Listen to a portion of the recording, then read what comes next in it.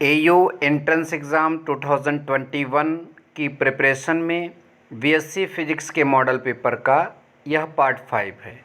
हमारे चैनल पर entrance exam होने से पहले 15 मॉडल पेपर आपको उपलब्ध रहेंगे एयू एंट्रेंस एग्ज़ाम के लिए फिजिक्स का।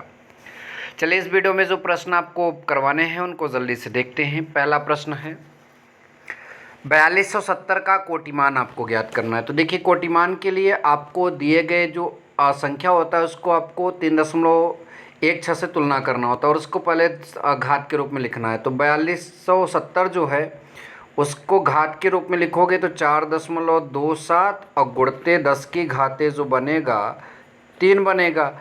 अब ये 4.27 जो है 3.16 से बड़ा है तो इसमें एक घात जो है 10 की घात में बढ़ जाएगा और वही कोटिमान होगा। तो 10 की घाते कितना आ जाएगा आपका 4।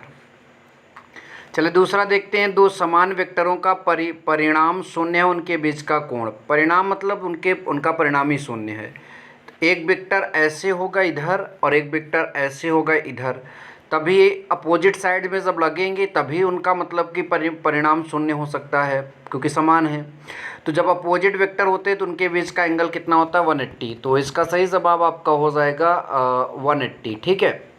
चलिए नंबर नेक्स्ट देखते हैं। दो बल P1 व P2 का परिणामी P2 से 90 अंश पर है तथा इसका परिमाण जो है वो P2 के समान है। तो P2 का परिणाम ज्ञात करना है।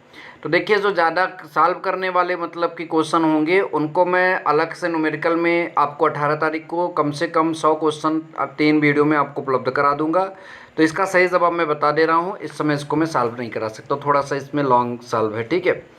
नंबर नेक्स्ट है 300 न्यूटन बल के दो समान मतलब के बल जो है कि दो समान विघटित बल जो 60 पर हैं, मतलब 60 अंश के कोण पर शायद बोल रहा है, का मान यहाँ पर होगा। तो इसको भी सॉल्व करने पर आएगा जो है 162.4 न्यूटन यहाँ पर सही जवाब दिख रहा है। ठीक है।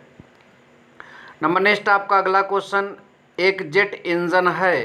तो जेट इंजन क्या है आपका ऊर्जा, मतलब कुछ समझ में नहीं आया जेट इंजन किस पर से कार्य करता है। तो जाहिर सी बात है संरक्षण पर पूछ रहा होगा। तो जो भी है यहाँ पर ऊर्जा टिक किया गया। मुझे इस प्रश्न में कंप्लीट मैसेज नहीं समझ में आ रहा क्या पूछ रहा है।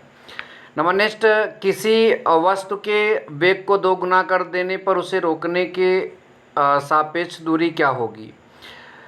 तो ये जो है यहाँ पर 4 गुनी बताई जा रही है। वेग के स्क्वायर के मतलब कि रेस्पेक्ट में दूरी आपकी रोकने के लिए मतलब कि यहाँ पर सापेक्ष दूरी जो होगी ये आपकी 4 गुनी हो जाएगी। ठीक है। नंबर नेक्स्ट आपका जो है अगला क्वेश्चन देखेंगे हम। अगला क्वेश्चन हमारा है, कोई पिंड विरामावस्था से चलना प्रारंभ करता है। यदि 10 मीटर प्रति सेकंड स्क्वायर त्वरण हो तो 10वें सेकंड में पिंड द्वारा चली गई दूरी।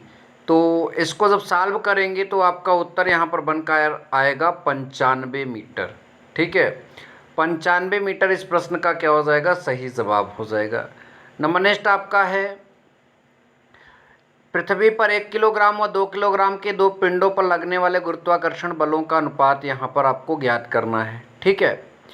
तो यहाँ पर 1 किलोग्राम और 2 किलोग्राम के पिंडों पर लगने वाले गुरुत्वाकर्षण बलों का, तो मतलब 1 किलोग्राम और 2 किलोग्राम के पिंडों पर, तो 1 किलोग्राम पर कितना गुरुत्वाकर्षण बल लग रहा है इस पर। सही जवाब यहाँ पर जो मिल रहा है 1:2, क्योंकि सारी चीज़ सेम रहेगी, बस द्रव्यमान यहाँ पर फर्क दिख रहा है तो 1:2 आएगा।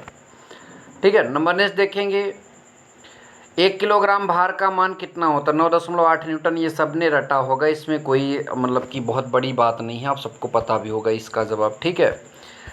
चलिए नेक्स्ट प्रश्न देखते हैं कि एक वस्तु का संवेग 10 किलोग्राम मीटर प्रति सेकंड है, उसे 2 सेकंड में रोकने के लिए आवश्यक बल मतलब बल की आवश्यकता होगी। तो इसका एक फार्मूला होता है, आप सबको पता होना चाहिए। F बराबर संवेग परिवर्तन की दर delta P by delta T, आप सब ने फार्मूला पढ़ा होगा।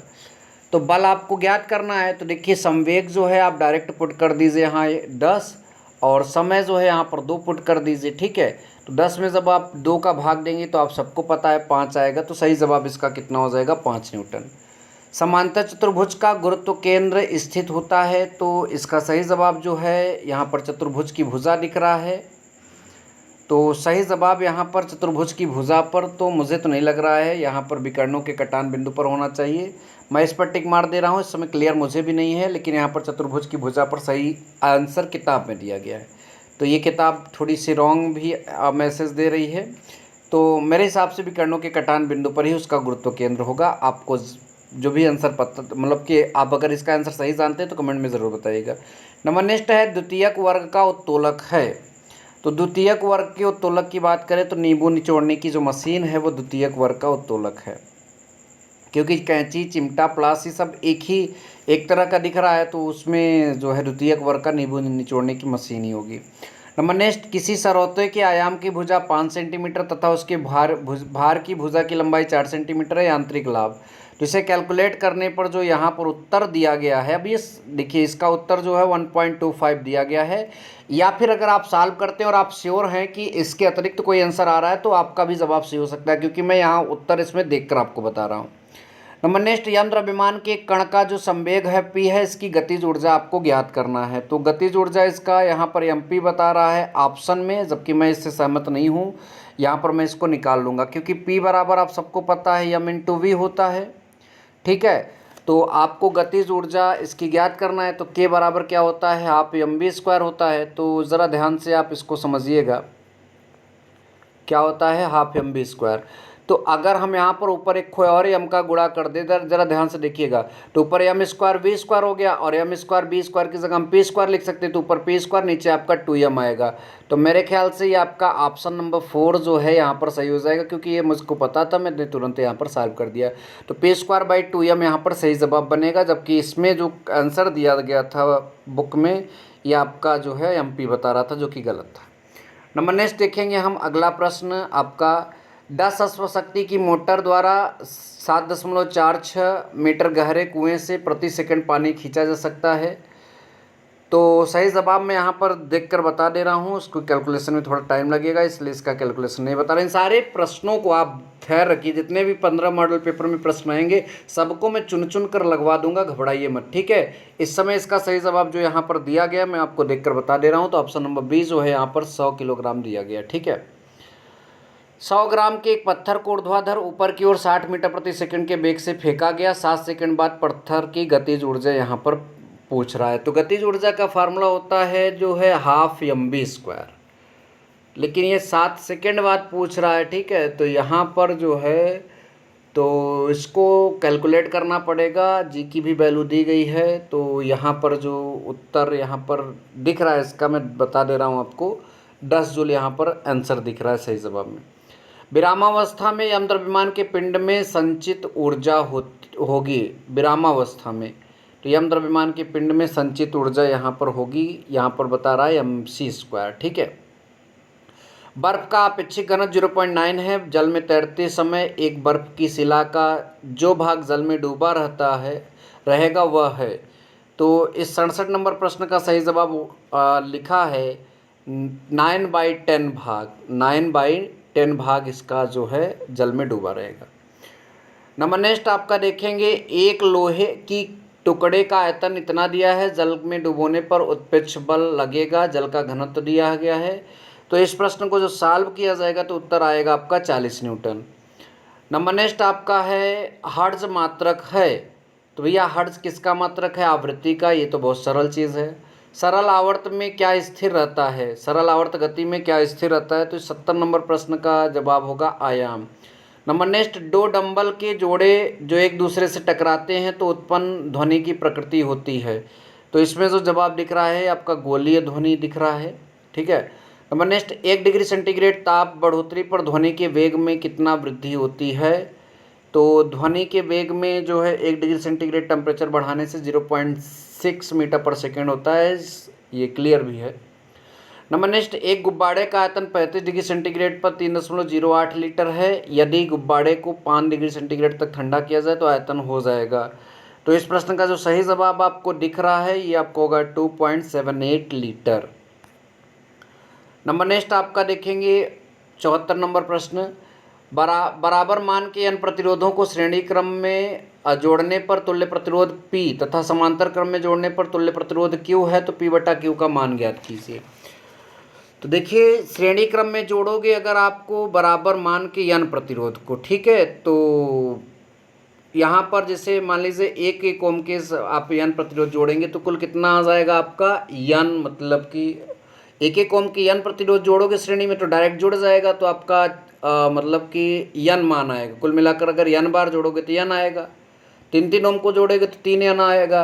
यहाँ यन आ गया समांतर श्रेणी क्रम में। समांतर क्रम में आपका 1/n plus 1/n plus 1/n कई बार जोड़ोगे यन बार, तो उसका शायद एक ही रहेगा, ठीक है, जैसे 1/3 प्लस 1/3 प्लस 1/3, तो मतलब तो इस प्रकार से जो है कुल मिलाकर यहाँ पर यन ही आएगा। सॉल्व करने पर जो वैल्यू आ रहा है मैं डायरेक्ट बता दे रहा हूँ आपको, तो यहाँ पर यन स्क्वायर जो है सॉल्व करने पर इसका उत्तर आएगा, ठीक है। नंबर नेक्स्ट देखते हैं।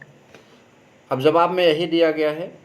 नंबर नेक्स्ट प्रश्न का जो सही मतलब नंबर नेक्स्ट जो प्रश्न है आपका, 16 ओम प्रतिरोध की एक समान परिच्छेद तार वाले को एक वृत्त के रूप में मोड़ा गया। इस वृत्त के किसी भी व्यास के सिरों के बीच तुल्य प्रतिरोध होगा। तो इसका सही जवाब यहाँ पर दिया है 4 ओम। नंबर नेक्स्ट, शुष्क के विध्रुवक का कार्य करता है। तो यहाँ पर जो है 76 में आपका मैग्नीज डाइऑक्साइड दिखा है। शुष्क से मतलब जाहिर सी बात है शुष्क सेल की बात कर रहा है। नंबर नेक्स्ट, एक तार में 2 मिलीसेकंड में 400 माइक्रोकूलम का आवेश गुजरता है, धारा का औसत मान। तो धारा का फार्मूला क्या होता है, आवेश बटा मतलब समय, ठीक है। तो 400 माइक्रोकूलम का मतलब 400 गुणित 10⁻⁻⁶ और 2 मिलीसेकंड का मतलब 2 गुणित 10⁻⁻3।